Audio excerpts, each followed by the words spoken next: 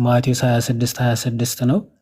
ሲበሉም ኢየሱስ እንጀራን አንስቶ ባረከ፣ ቆርሶም ለደቀ መዛሙርቱ ሰጠና እንካችሁ ብሉ፣ ይህ ሥጋዬ ነው አለ ይላል። ክርስቶስ ሲሰጣቸው ምን ነው ነበር ያለው? ሥጋዬ ነው። ኦኬ። እነሱ ሲቀበሉ ሥጋዬ ነው ብሎ ሲሰጣቸው ሥጋህ አይደለም ብለው ነው የሚቀበሉት ወይስ ሥጋዬ ነው ሲላቸው አዎ ሥጋ ነው ብለው ነው የሚቀበሉት ሐዋርያቶቹ? እነሱ ምንም አላሉም። ሥጋ ነው፣ ወይን ነው፣ ህብስት ነው አላሉም። እንጀራን አነሳ፣ አመሰገነ፣ አላሉ። ክርስቶስ ግን ሥጋዬ ነው ብሎ ሲሰጣቸው እነሱ ምንድነው ማለት ምን ብለው ነው የሚቀበሉት? ተቀብለውታል አይደል? እንካችሁ ሲላቸው ተቀብለውታል አይደል? የተቀበሉት ምንድን ነው? ሲቀበሉት ሥጋዬ ነው ብሎ ነው አይደለ የሰጣቸው? እሱ ዮሐዴ እኮ የተቀበሉት ምንድን ነው ነው እኮ የሚለው እኮ ሥጋዬ ነው ብሎ አይደለ የሰጣቸው? ሥጋው ነው የሰጣቸው። ሥጋዬ ነው ብሎ አይደል? እንካችሁ መጽሐፍ ቅዱስን እኮ እቀበላለሁ። ዮሐዴ ይኸውልህ ጌታ ኢየሱስ ክርስቶስ ሥጋዬ ነው ብሎ ሰጣቸው። እነሱ ምንድነው የተቀበሉት? እንካችሁ ምን ነው ነበር ያለው? እንካችሁ ብሎ የሰጣቸው ምኑን ነው? ሥጋዬ ነው ብሎ እንጀራው። እሺ ሥጋው ነው የሰጣቸው ወይስ አይደለም? እንጀራው ነው የሰጣቸው። ስለዚህ ተሳስተዋል። ሥጋዬ ነው እንካችሁ፣ ይህ ሥጋዬ ነው ማለቱ ልክ አይደለም ማለት ነው። ምን ሆነ? እኔ ራሴ ቃል በቃል አየህ ክርስቶስን እንዴት እንደምትቃወም አየህ። እንዴት የክርስቶስ ወዳጅ መስለ ክርስቶስ እንዴት እንደምትቃወም እንካችሁ እንኩ እያለ ያለው ምኑን ነው? እንካችሁ ያለው ምኑን ነው? ህብስቱን። እንካችሁ ይህ ህብስቴ ነው፣ ይህ ህብስት ነው ይላል እንዴ? በጣም አዎ፣ እንደዚህ ቆይ እንካችሁ አትጠይቀኝ። ቆይ ወዴት ነው ልጠይቅ ብለህ የምትሮጠው? አትሮጥ። እዚህ እንካችሁ ብሉ ብሎ ይህ ሥጋዬ ነው እያለ ክርስቶስ አይ ይህ ህብስት ነው ብለህ ልትቀይረው ማለት ያስገደደ ወይም ደግሞ ቀይረው ያለህ ማን ነው? ክርስቶስ እንካችሁ ይህ ህብስት ነው አይደለም ያለው፣ ይህ ሥጋዬ ነው እያለ አንተ ደግሞ አይ ሥጋህ አይደለም ብለህ እንድትቃወምና የክርስቶስ ተቃዋሚ ሆነ እንድትነሳ የፈቀደልህ ማን ነው? ጌታ ኢየሱስ ክርስቶስ ምንድን ነው አንስቶ የሰጣቸው? ሥጋ ነው ወይስ ህብስት ነው? ሥጋዬ ነው አለ እኮ አይነበብም? ቆይ እስቲ ምናልባት በቀይ አድርጌልህ ነበረ። እየታየ ካልሆነ ሌላ ቀለም ላድርግልህ መሰለኝ። ቆይ አንዴ ሌላ ቀለም ማድረግ ይችላል ይሄ መጽሐፍ ቅዱስ። በነገራችን ላይ አንዴ በሌላ ከለር ላድርግልህ እና እየቀለድክ ነው ማለት ነው። እሺ የትኛው ከለር እስኪ ምረጥ ከነዚህ የትኛው ላድርግልህ? ይሄኛው ይሻላል በደንብ እንዲታይ። እሺ ኦኬ ተመሳሳይ ሆነ። ቆይ አንዴ ተመሳሰለ። ሌላ ነገር ሌላ ከለር ላድርገው።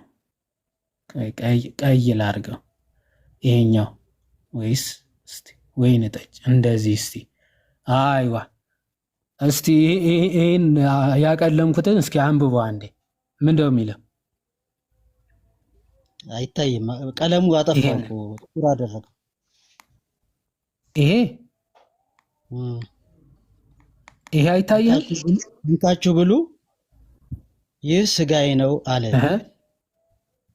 ይህ ምን ነው አለ? ሥጋዬ ነው አለ። ይህ እሺ ሥጋው ነው ወይስ አይደለም? ህብስት ነው። አንስቶ የሰጣቸው ህብስት ነው። በቃ አያችሁ። አሁን አንተ ሥጋዬ ነው እያለ ህብስት ነው እያልክ ሥጋው ነው ወይስ አይደለም? ሥጋዬ ነው ያለው ተሳስቷል። ላስረዳህ ፍቀድልኝ። አንተ አታስረዳኝ። መጀመሪያ ቃሉ ቆይ ቃሉን አልቀበልም ብለህ ልታስረዳኝ ነው? ቆይ መጀመሪያ ቃሉን ጭንቅላት ጠምዝዘህ አንተ የምትለውን የተጻፈውን ትተህ እንዴት የተጻፈውን ሪጀክት እንደምታደርግና ቆይ አንዴ ረጋ በል ቅዱስ ነው ስምህ። እሺ ልክ እንደ ይሁዳ መሰለብኝ ስምህና ይሁዳ ታማኝ ማለት ነው በነገራችን ላይ ግን አሳልፎ የሚሸጥ ነው። አንተ ቅዱስ ብለህ ግን ቅዱስ ቃሉን ትቃወማለህ። እሱ እንደፈለክ ማለት ትችላለህ። እኔ ግን እውነቱን እየነገርኩ ነው ያለው። ማስረዳ ፍቀድልኝ። ቃሉ ነው መጽሐፍ ቅዱሱ ነው እውነት ወይስ አንተ ነህ እኮ? መጽሐፍ ቅዱስን ላስረዳህ ፍቀድልኝ አልኩህ። አንተ ማነህ አንተ እኔን የምታስረዳኝ? የተጻፈውን አልቀበልም ብለህ ከዛ ይሄንን አጥፍቼ ይሄንን ስጋዬ ነው የሚለውን አጥፍቼ ህብስት ነው ብዬ ላስተምራችሁ እያልከን ነው። እኛ ደግሞ ይኸውልህ ቆይ አንዴ እዚህ ቦታ ላይ ከአንተ የተሻለ እውቀት አለኝና ላስረዳ ልንገርህ አንዴ የእውነቴን ነው የምልህ ከአንተ የተሻለ አዎ ባይዘው የአጋንንት ሐሳብ በማስገባት አዎ ከኔ ትበልጣለህ በጣም ይሄንን አምናለሁ። የአጋንንትን ሐሳብ መጽሐፍ ቅዱስ ላይ በመጨመር እጅጉን ትበልጣላችሁ፣ ማንም አይችላችሁ። በደሙ የተዋጀው የእግዚአብሔር የክርስቶስ የደሙ ፍሬ ነኝ እንጂ አጋንንት ነኝ። አንዴ የመጽሐፍ ቅዱስ ቃል ስትቃወሙ መጮህ ትጀምራላችሁ። አንዴ ረጋ በል። ክርስቶስ ስጋዬ ነው እያለ አንተ ደግሞ አንቲ ክራይስት ስጋው አይደለም እያልክ ላስረዳህ ትላለህ እንዴ? መጀመሪያ የተጻፈውን ተቀበል እስኪ። እንካችሁ ብሉ ይህ ምን ነው? የተጻፈውን ላስረዳህ አልኩህ እኮ እኔ እኮ ከኪሴ አውጥቼ አይደለም እኮ የተጻፈውን። መጀመሪያ የተጻፈውን ማንበብ ሳትችል የምን ላስረዳህ ነው? መጀመሪያ የተጻፈው ምን ይላል? ስጋዬ ነው ይላል አይልም? በጣም ያሳዝናል። ይላል አይልም? ኧረ እፈር ወዳጅ፣ የተጻፈው ስጋዬ ነው እያለ አልቀበልም ብለህ ከአንተ የተሻለ እውቀት አለኝ። እውነቴን ነው የምልህ። እዚህ ቦታ ላይ ከአንተ የተሻለ እውቀት አለኝ ላስረዳ። በጣም ቁጭ በልና ተማሪ። እውነቴን ነው። አሁን እውቀትን አሳየን። ይህ ምኔ ነው ይላል። እሺ ፍቀድልኝ። እሺ ምኔ ነው ይላል። መጀመሪያ ፍቀድልኝ ላስረዳህ አልኩህ እኮ ይዋድ። አንድ ቃል ተይዞ መጀመሪያ ማንበብ ሳትችል ላስረዳህ የምትለው አትሰማም? ቆይ ትሰማለህ አይደል? አማርኛ ትሰማለህ ብዬ አስባለሁ። ስለዚህ የምትሰማ ከሆነ ላስረዳሃት በላይ አንተ መጽሐፍ ቅዱስን የማስረዳት ኦቶሪቲ ሊኖርህ አይችልም። ምክንያቱም መጽሐፍ ቅዱስም ስለሌለ አሁን መጽሐፍ ቅዱሱ እኛ ሰተንህ ፕላስ ደግሞ የተጻፈውን ቢያንስ ተቀበል እያልን ነው። ማስረዳት ጭራሽ ላስረዳቱ አንድ ሰው ላስረዳችሁ የሚለው ቆይ ማስረዳት ደረጃ ላይ የሚደርሰው መጀመሪያ ቃሉ ላይ ማለት ቃሉ መቀበል ሲችል ቃሉ መቀበል ቻል። መጀመሪያ ክርስቶስ እንካችሁ ብሎ የሰጣቸው መጀመሪያ ምንድን ነው? ጳውሎስ እነ ጴጥሮስ እነ ማቴዎስ የጻፉት እንጂ ቆይ እስቲ እነማን ጸሐፊዎቹ ሐዋርያት እነ ጳውሎስ እነ ጴጥሮስ እነ ማቴዎስ እነ ሉቃስ ናቸው መጽሐፍ ቅዱስን የጻፉት እንጂ ኦርቶዶክስ ቤተክርስቲያን አይደለችም። ኦኬ ወደ መጽሐፉም በጣም ባይዘው ደስ እያለ ይመጣል። መጽሐፍ ቅዱሱ እነሱ ናቸው የጻፉት ብለሃል። እስከዚያ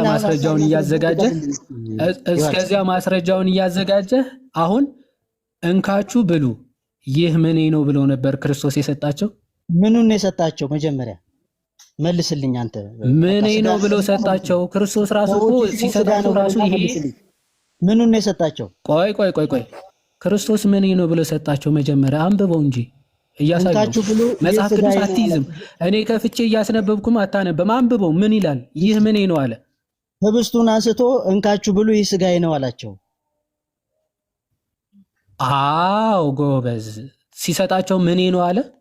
ህብስቱን አንስቶ ቆረሰና ሰጣ፣ አመሰገናና ቆረሰ ሰጣቸውና እዚህ ጋር ትምጣ። ሲሰጣቸው ነው ያልኩት። ስለዚህ ከመጀመሪያ እንጀምር። ሲበሉ ማለት እየሮጥክ ወደዚህ ስለሆነ ሙሉን አንዴ እናንብበው። ከዚህ ልጀምር። ሲበሉም ኢየሱስ እንጀራን አንስቶ ይላል። መጀመሪያ ምን አነሳ? እንጀራ። ጎበዝ የሜዳ አህያ።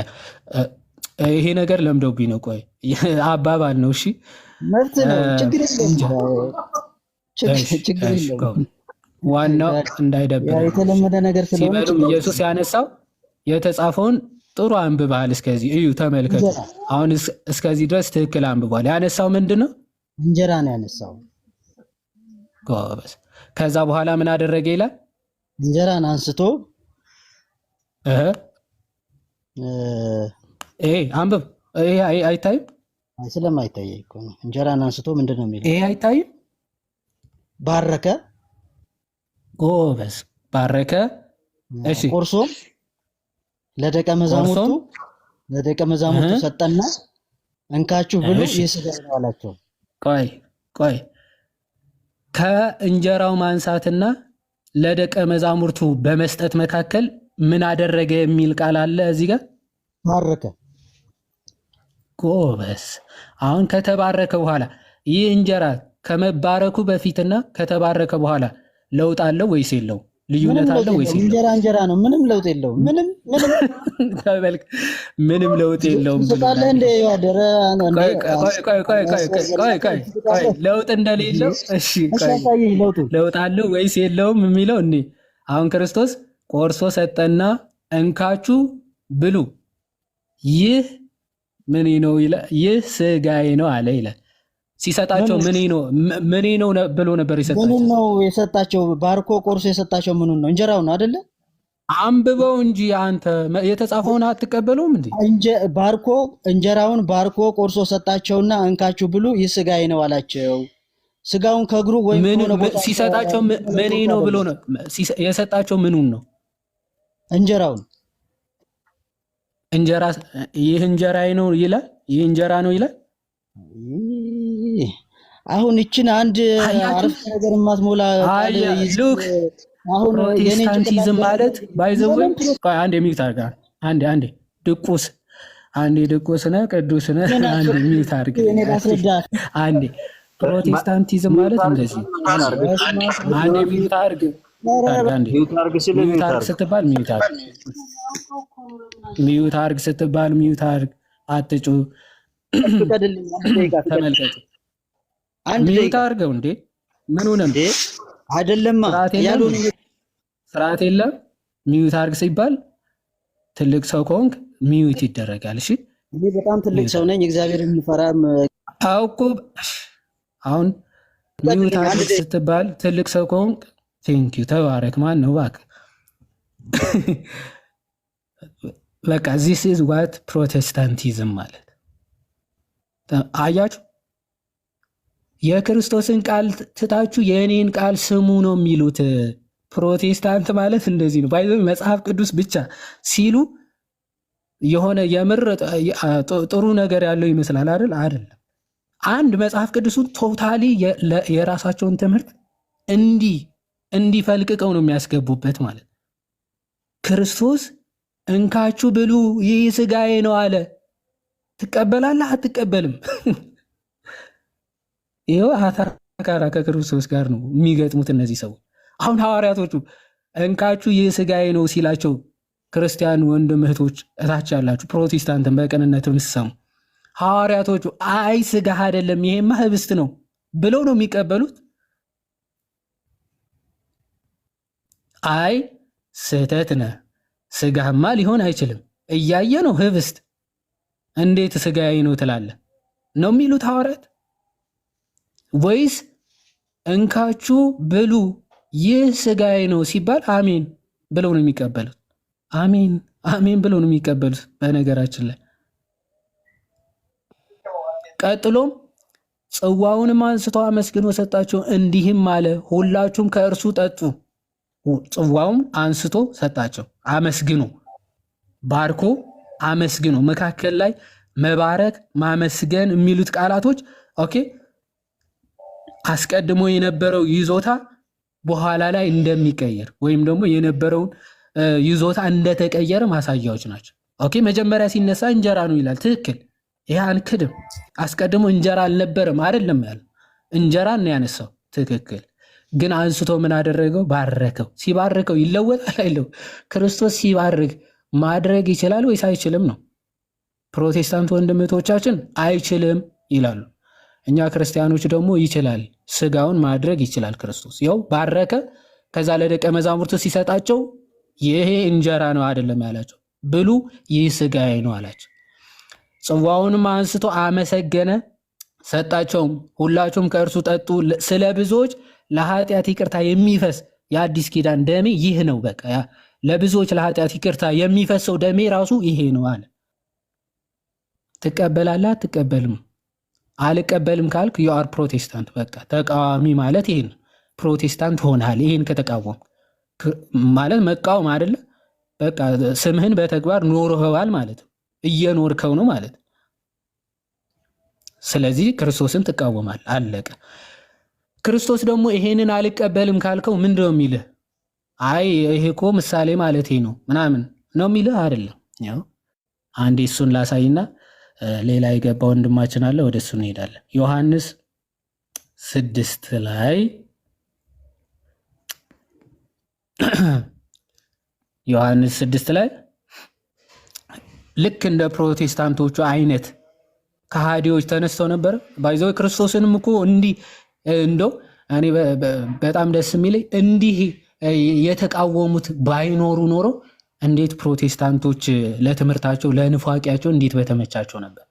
ደስ የሚለው ግን ለምንፍቅና ሁሉ መዶሻ የሆነ ቅዱስ ዮሐንስ ምን አድርጎታል? ይህ የፕሮቴስታንቲዝም የኋለኛ ዘመን ምንፍቅና እንደሚነሳ አስቀድሞ የሚያውቅ ጌታ ምንፍቅናቸውን አፈር ደሜ አብልቶታል። ይታያቸዋል አሉ ወይስ ጠፋ?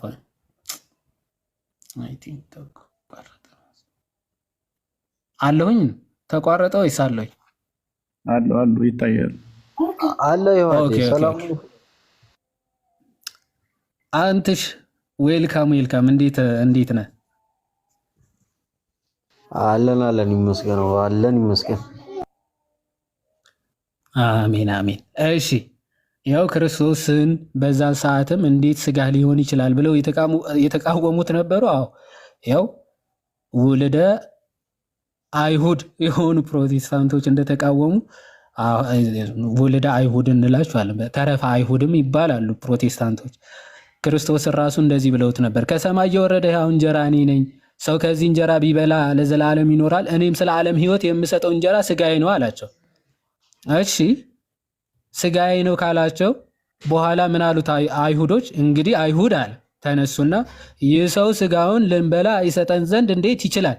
ቅድም ልጁ ሲያወራ ሰምታችሁታል። እንዴት ነው ህብስት የክርስቶስ ስጋ ሊሆን የሚችለው ሲላለም፣ አይሁዶችስ ይህ ሰው ስጋውን ልንበላ ይሰጠን ዘንድ እንዴት ይችላል?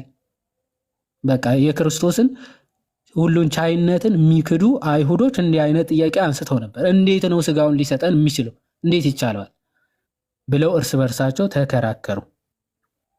ስለዚህ ኢየሱስ እንዲህ አላቸው። ክርስቶስ ለማለት የፈለግኩት ምሳሌ በምሳሌ መልኩ ትበሉታላችሁ ማለት ነው ያላቸው። ስለዚህ ኢየሱስ እንዲህ አላቸው፣ እውነት እውነት እላችኋለሁ የሰውን ልጅ ስጋ ካልበላችሁ ደሙንም ካልጠጣችሁ በራሳችሁ ሕይወት የላችሁ። በቃ እኛም ፕሮቴስታንቶች የምንላችሁ ምንድን ነው? የክርስቶስን ስጋ ካልበላችሁ ደሙንም ካልጠጣችሁ በቃ ሕይወት የላችሁ።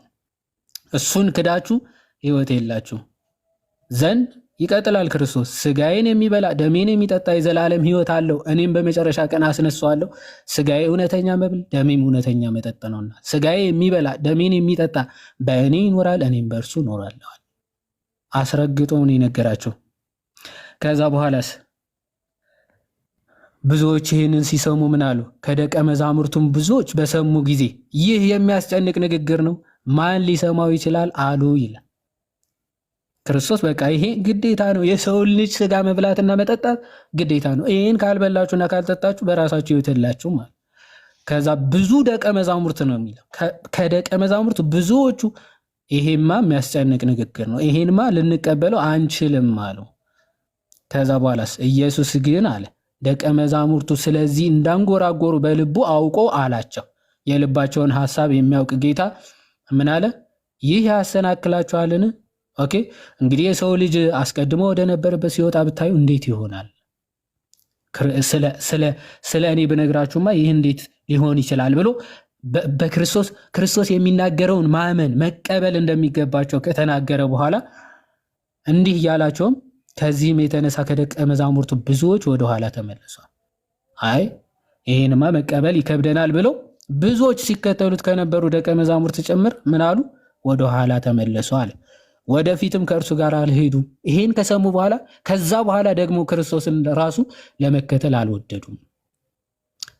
ዘን ኢየሱስም ለ12ቱ ደግሞ እናንተ ደግሞ ልትሄዱ ትወዳላችሁን አለ።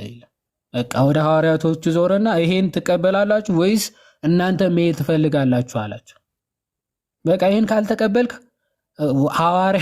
ሐዋርያ ለምን አትሆንም? በቃ የተረገመ ትምህርት ብሎ ሐዋርያ ቅዱስ ጳውሎስ እንደተናገር ትለያለ፣ መሄድ ትፈልጋላችሁ።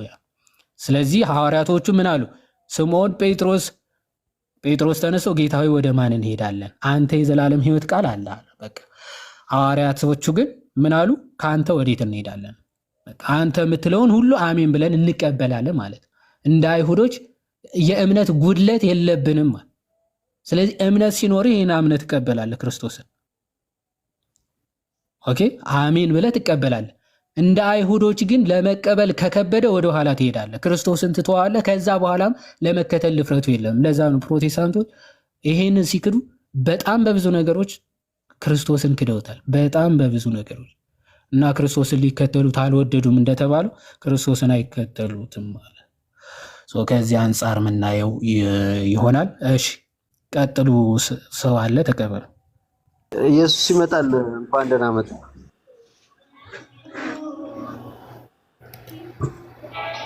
እንኳን ቆያችሁ። ሰላም ናችሁ? አለን እግዚአብሔር ይመስገን። በርዕሱ ነው ወይስ ምንድነው? ዮሐዴ ምን ላይ ነው የምትሄዱት? አይ ቲንክ በዚሁ ቅዱስ ቁርባን ላይ ስለተነሳ በዛው እንቀጥል መሰለኝ። ምን ወይ ርዕሱን ቅዱስ ቁርባን ማድረግ ነው የነበረባቸው። እሺ ይሁን። ቅድም ልዩነት ነው ይሁን። እሺ እናውራ በቅድሙ ዙሪያ። ከየት ቤተ እምነት ነህ? ማን ነው ስምህ?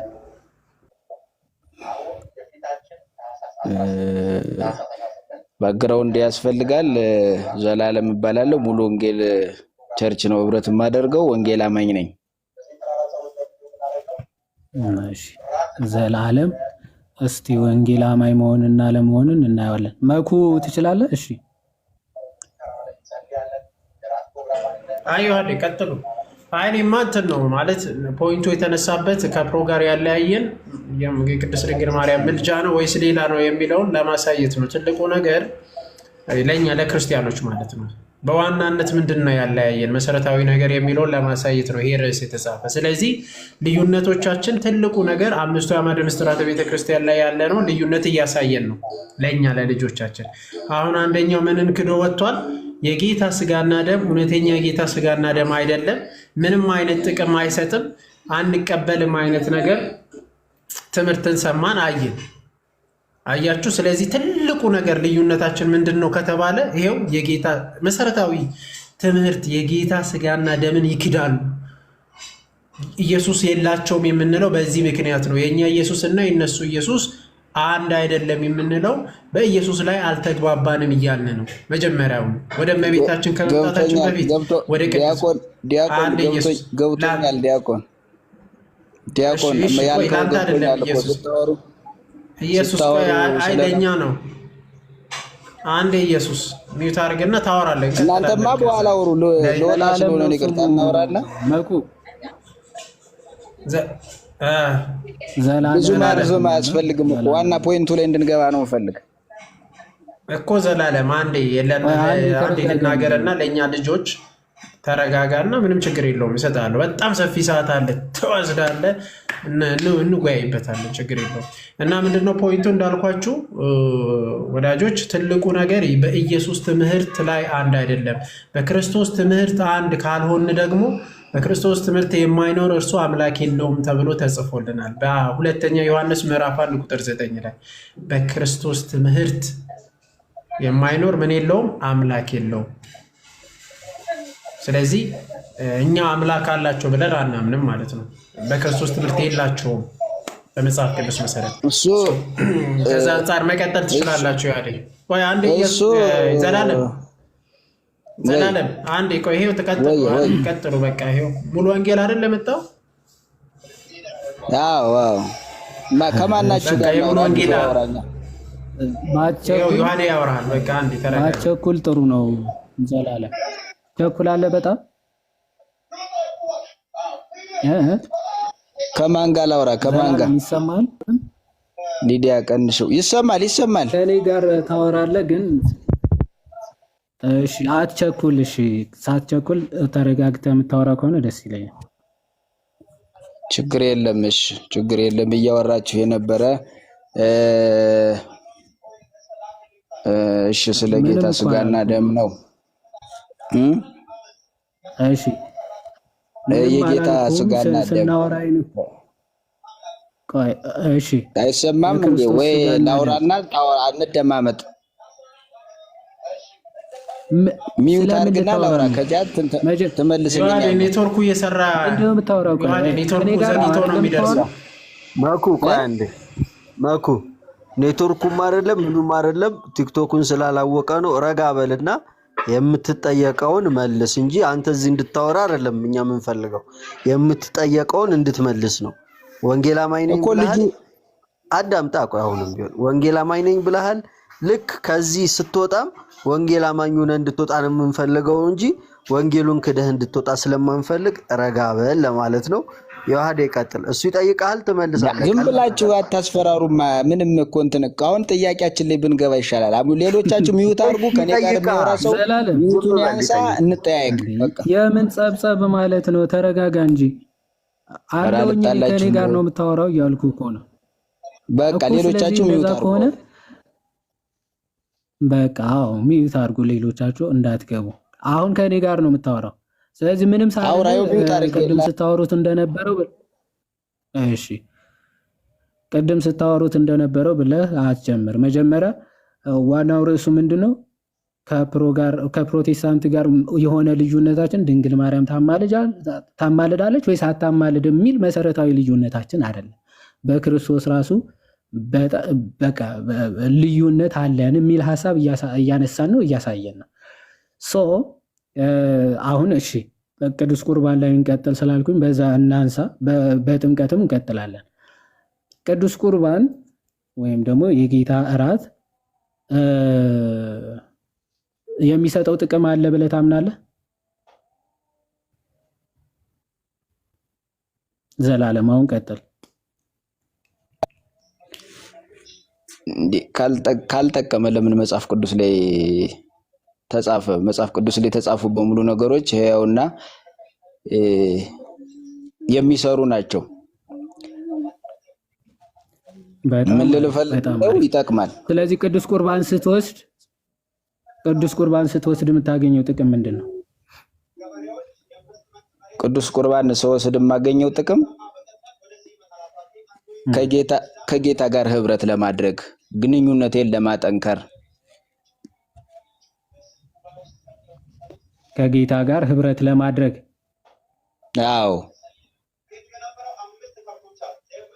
እሺ ከጌታ ጋር ህብረት ለማድረግ ግንኙነትን ለማጠንከር ሰው ቅዱስ ቁርባን ስትወስድ ከጌታ ጋር ህብረት ታደርጋለህ ማለት ነው። አዎ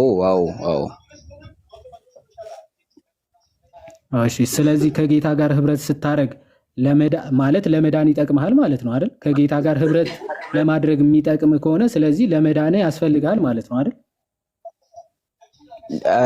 ለምን መዳን ሲጀምር መዳን እኮ አንዴ መስቀል ላይ ክርስቶስ ስጋውን ቆርሶ ደሙን አፍሶ ነው ያዳነኝ እንጂ እኔ በማደርጋቸው ስራ አልድንም፣ ወይም እሱ እንድታደርጋቸው ብሎ ባዘዘኝ ስራ እኮ አልድንም። የዳንኩ በማን ነው? በክርስቶስ ስራ ነው። ኦኬ ስለዚህ ከክርስቶስ ጋር ህብረት ባታደርግም መዳን ትችላለህ ማለት ነው አይደል? አይጠበቅብህም ከክርስቶስ ጋር ህብረት ማድረግ። አዎ ድነቱ ይጠበቅብኛል እንጂ እምነት ያለ ስራ የሞተ ነው ይላል እኮ እንተና። ህብረት ማድረግ ለመዳን አስፈላጊ ነው? ቆይ ዘላለም ህብረት ማድረግ ከክርስቶስ ጋር ለመዳን አስፈላጊ ነው? አይደለም። መዳናችን የተጠበቀው ለክርስቶስ አይደለም። ማለት ለመዳን አስፈላጊ አይደለም የምትለይ ቆይ ለየትኛው ነው? ቆይ አንዴ ዘላለም በደንብ እንዳውቅህ እየተናገርክ ያለው ከክርስቶስ ጋር ህብረት ማድረግ መዳን አይደለም? መዳን ማለት ይኸውልህ ድነታችን የተፈጸመ በእኛ ስራ ሳይሆን ክርስቶስ ራሱ በሰራው ስራ ድነታችን ተረጋገጠ። እኔ መቼ ተፈጸመ አላልኩም። ቆይ ዘላለም አማርኛ ካልተግባባን እኔ የምጠይቅ ሌላ አንተ የምትመልሰው ሌላ ከሆነ አለመግባባት ነው የሚፈጠረው።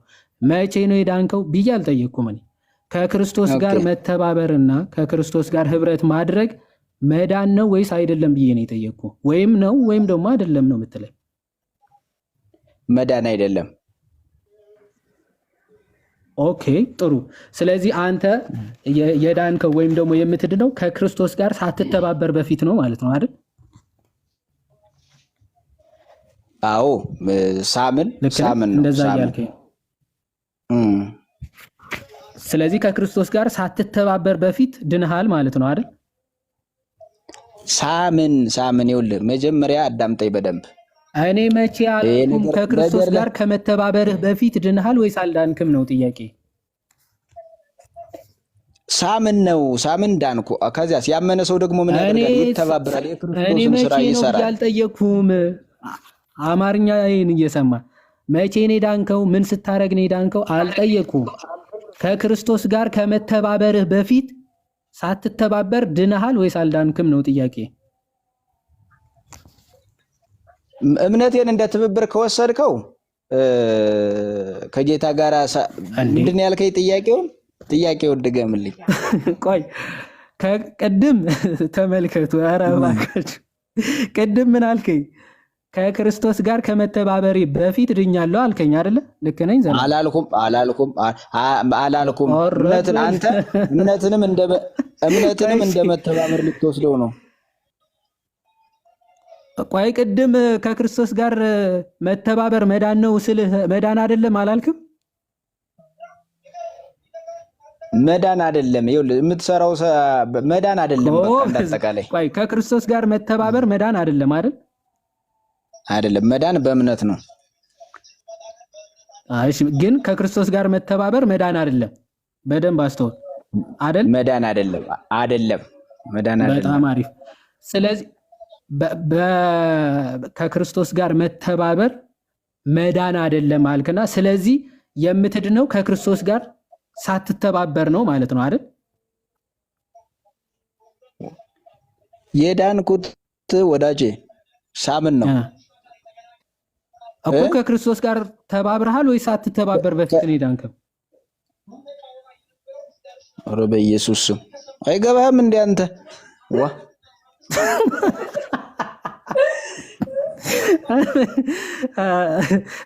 ዘልሽ አትናደድ። አንተ ነው ያልገባ።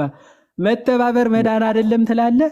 ከዛ ነፍስ አውጪ ነፍስ ግቢ ማለት ነው። ከክርስቶስ ጋር መተባበር አያድንም ብለህ ስታበቃ፣ ስለዚህ ከመተባበር በፊት ነው የዳንከው ወይስ ከተባበርክ በኋላ ነው ጥያቄ። መተባበር መዳን ካልሆነ አንተ የዳንከው ከመተባበርህ በፊት ነው ወይስ ከመተባበርህ በኋላ? በጣም ቀላል ጥያቄ።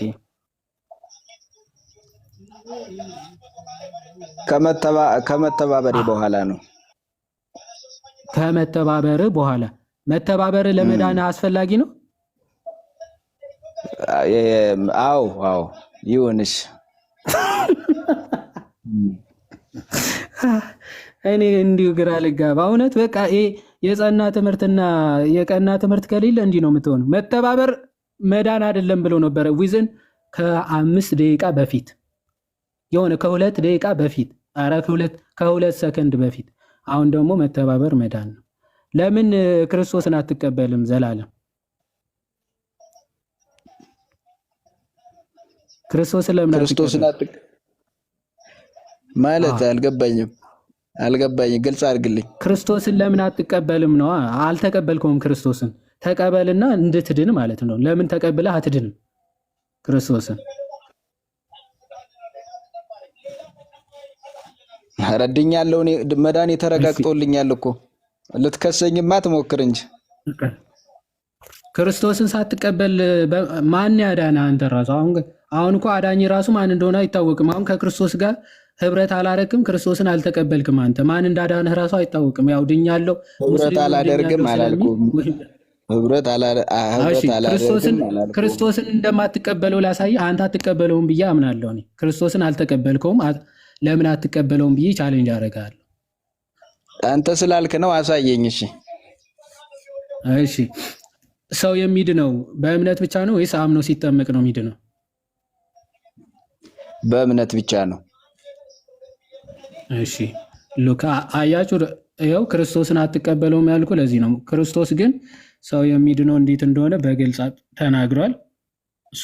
ልትቀበለው ያስፈልጋል። ልክፈትልህ ማርቆስ 16:16 ላይ ክርስቶስ ምን ያደረገ አንዴ ስለ ጥምቀት አንዴ ስለ ጌታ ስጋና ደም ዝም ብለህ ባትዛክር ጥሩ ነው። አንዱ ላይ ብንጸና ማርቆስ 16:16 ያኮ ካድከው በቃ ክርስቶስን ከክርስቶስ ጋር አንድ ሳልሆን እድናለሁ አልድንም እርስ በርስ እየተወላወለ ስለሆነ ተምረህ አንዴ ዘላለም በሁለት ደቂቃ ባልሞላ ጊዜ ውስጥ ከክርስቶስ ጋር መተባበር መዳን ነው፣ ከክርስቶስ ጋር መተባበር መዳን አይደለም የሚሉ ሁለት ሐሳቦች ተናግራል። ስለዚህ ዲቤት ከራስ ጋር እያደረክ ነው። ሰው ከራስ ጋር ዲቤት አድርገህ ስትጨርስ ስለዚህ ታምናለህ፣ ትድናለህ፣ ትተባበራለህ። በቃ አመንክ ማለት እኮ ራሱ ተባበርክ ማለት ነው። አንተ አሁን ማመን ማለት መተባበር ማለት ነው። ዙረህ ልትመጣበት የነበረው ማመን ማለት መተባበር ነው። አንዴ ቀጥልማ ያሁኑ ጥያቄ ጋር ቀጥል። ቆይ አሁን ባይዘው በራስህ እንዴት እንደሚይዝ አሳያለሁ። ቆይ መተባበር መዳን አሁን ጥያቄ ማርቆስ 16:16 ያልከውን ቀጥል። ቆይ አንዴ እሺ ቆይ አንዴ ይችን እንጨርሳለን። ስላነሳ መተባበር መዳን ነው ወይስ አይደለም? ይኸውልህ ዝም ብለህ አንተ በቃ ለዓለም ሕይወት ይሰጣል እያልክ ቀኑር ዝም ብለህ ከዚያ ያኔ የሰው ልጅ በክብር ሲመጣ እኔ እናንተ የዚያን ጊዜ እስቲ ትንሽ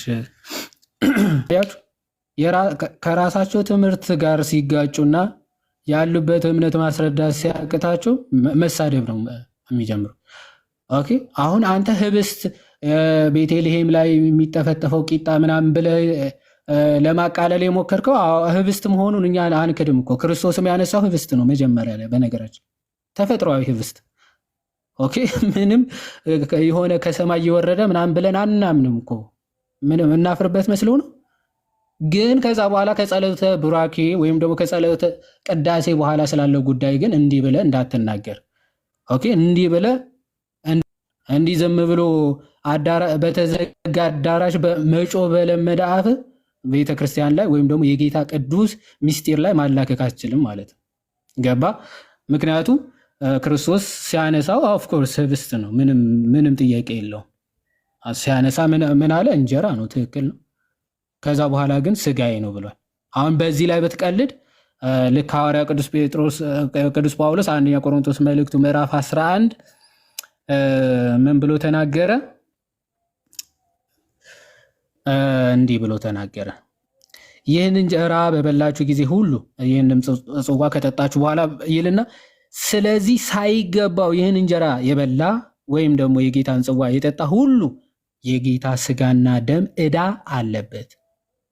ኦኬ ዝም ብል እንደመጣልህ በዚህ ቅዱስ ምስጢር ላይ የምትናገር ከሆነ ዕዳው የጌታ ስጋና ደም ነው። ዕዳ ይህ የጌታ ስጋና ደም ዕዳ ማለት ምን ማለት ነው? የዘላለም ፍርድ ትበላለህ ማለት ነው። ሰው ግን ራሱን ይፈትን እንዲሁም ከእንጀራው ይብላ ከጽዋው የሚጠጣ ካለ በኋላ ሳይገባው የሚበላና የሚጠጣ የጌታ ስጋ ስለማይለይ ይላል ለራሱ ፍርድ ይበላልና ይጠጣል። የዘላለም ፍርድ ትበላለህ ትጠጣለህ። ስለዚህ የደከሙ አሉ፣ የታመሙ አሉ፣ አያሌዎች ደግሞ አንቀላፍተዋል። ምን በማለታቸው? ይህንን ቅዱስ ምስጢር በማቃለላቸው። ስለዚህ ራሳችንን ብንመረምር ግን ባልተፈረደብንም ነበረ። ኦኬ ዝም ብሎ ስርዓት ብቻ ቢሆን በነገራችን ላይ በሐዲስ ኪዳን የምህረት ዘመን ነው አይደል? እስቲ ጌታ የሆነ ነገር ሳያደርጉ ባይዘው መቅሰፍት አይቀስፍም አይደለ? በሐዲስ ኪዳን በጣም ከባድ የሆነ ምስጢር ካላሳሳቱ ወይም ካልሻሩ በስተቀር ማለት የምህረት ዘመን ነው። የምናስታውሰው መንፈስ ቅዱስን ለማታለል የሞከሩት የእነ ሐናንያን ታሪክ እናስታውሳለን። ከዛ እዚህ ክፍል ላይ ነው የጌታ ስጋና ደም ሲያቃልሉ የተገኙ አያሌዎች ተቀስፈው የሞቱት ማለት ነው። ስለዚህ ፍርድን ባልበላን ነበር ባልተፈረደብንም ነበረ ነው የሚለው። ፍርድን ነው የምትበላው ይህንን ቅዱስ ምስጢር የምታቃልል ከሆነ ማለት ነው። ጥንቃቄ ያስፈልጋል። መኩ ቀጥሉ።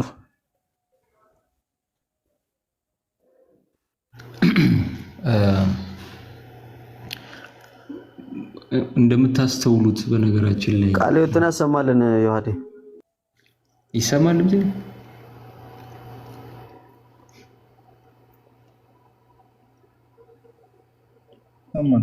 ይሰማል።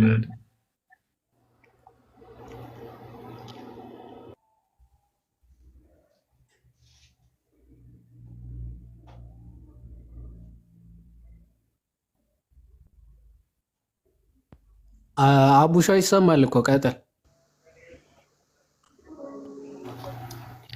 ኦኬ። አይ ድምፅ ዘግይቶ ነው እየደረሰኝ፣ ለዛ ይቅርታ። ቅድም የገባውም ግለሰብ አሁን ላይ የገባውም ግለሰብ ምን ያህል የሚያምኑትን ነገር በመጽሐፍ ቅዱሳዊ እውነት ላይ እንዳላቆሙት፣ ነገር ግን ሰው አንዳንድ ጊዜ ምን ይዛል መሰለች የግል አቋም ይዝና የግል አቋሙን ከዛ በኋላ ከመጽሐፍ ቅዱስ ላይ የሚመቸውን እየመረጠ የማይመቸውን ደግሞ እያስወገደ ያምናል። ይሄ ነው በቃ ከቅዱስ ምስጢራት ጋር በተያያዘ የሚመጡ አብዛኞቻቸው ሙግቶች የግል አቋም ብቻ ነው የሚሆኑት እና በመጽሐፍ ቅዱሳዊ እውነት ስትመጣባቸው ቅድም እንደተናገረው አረ እንደው ህብስቱን አንስቶ ይባርከው ይልሃል።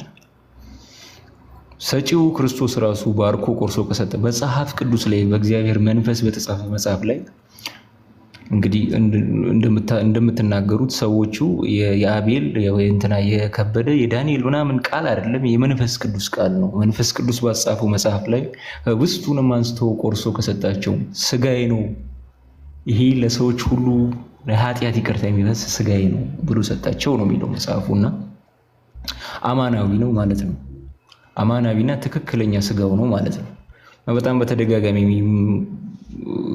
መጽሐፉ የሚመሰክረው እስከ ቆሮንቶስ ምዕራፍ 10 አንደኛ ቆሮንቶስ ምዕራፍ 10 ምዕራፍ 11 ድረስ የሚመሰክረው በተለያየ መንገድ እና ዮሐንስ ወንጌል ምዕራፍ 6 ከቁጥር 35 እስከ መጨረሻ የሚናገረው የክርስቶስን ስጋ አማናዊነት ነው። በተለያየ መንገድ የምንባረከው የበረከት ጽዋ ከክርስቶስ ደም ጋር ህብረት ያለው አይደለምን?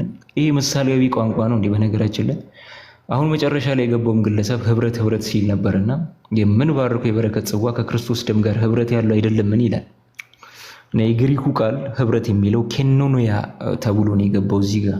ይሄ ቃል በሁለተኛ ቆሮንቶስ ምዕራፍ 6 ከቁጥር 14 ላይ ጨለማ ከብርሃን ጋር ምን ህብረት አለው ብሎ አማናዊ ህብረትን አንድነትን በሚጠቅም ጠንካራ ፍቺ የገባ ቃል ነው ማለት ነው ይሄ ቃል ራሱና እዚህ ቅዱስ ምስጢር ላይ አይ ቲንክ መጽሐፉ በደንብ ግልጽ አድርጎ አስቀምጦታል። ሰዎች በቃ የግል አቋማቸውን ይዘው ይመጣሉ። ይሄ ነው። ቃልዮት ያሰማልን ይወዴ ዮሐዴ ቃልዮት ያሰማልን። አምቡሻም ቃልዮት ያሰማልን። እያያችሁት ነው። በነገራችን ላይ ምንድን ነው በዋናነት የከፈትንበት ይሄንን ነው ማለት በተለይ ክርስቲያኖች እንድትገነዘቡ ምንድን ነው ይሄው ተሳድቦ ወጣ። አያችሁ የጌታ ስጋና ደምን አቃሎ ጭራሽ እስከ መሳደብ ድረስ ይሄ ቤተልሔም እንደዚህ የምታደርገው ደግሞ ሎቱ ስባት አያችሁ ምን ያህል ክርስቲያን እንዳልሆኑ የምናሳይበት በቃ ትልቁ ልዩነታችን መሰረታዊ ልዩነታችን የክርስቶስ ላይ አልተግባባንም ልላችሁ ትልቁ ነገር ዓላማውን ቤቱም የተከፈተበት ይሄ ነው። በቃ እንኳን ወደ ድንግል ማርያም መምጣት አይደለም መጀመሪያ ክርስቶስ ላይ ኢየሱስ የሚሉት ላይ ራሱ አንድ አይደለም። ኢየሱስ ስላሉ አይደለም ፖይንቱ እሱ ነው። እውነተኛ አምላክን ይዟል አንላቸው፣ እውነተኛ ኢየሱስን ይዟል አንላቸውም። ለምን? በትምህርቱ ስለሌሉ ማለት ነው። በትምህርቱ ካሉ እውነተኛ የጌታ ስጋና ደምን የሚቀበሉ ቢሆን ኖሮ አንድ ነገር ግን አይቀበሉም። ይሄው እንደተመለከታችሁት ማለት ነው። ስለዚህ ከዛ አንጻር እንድትረዱ ነው ትልቁ ፖይንቱ ነገር። ዮሐዴም ቃልዮት ያሰማልን። እሺ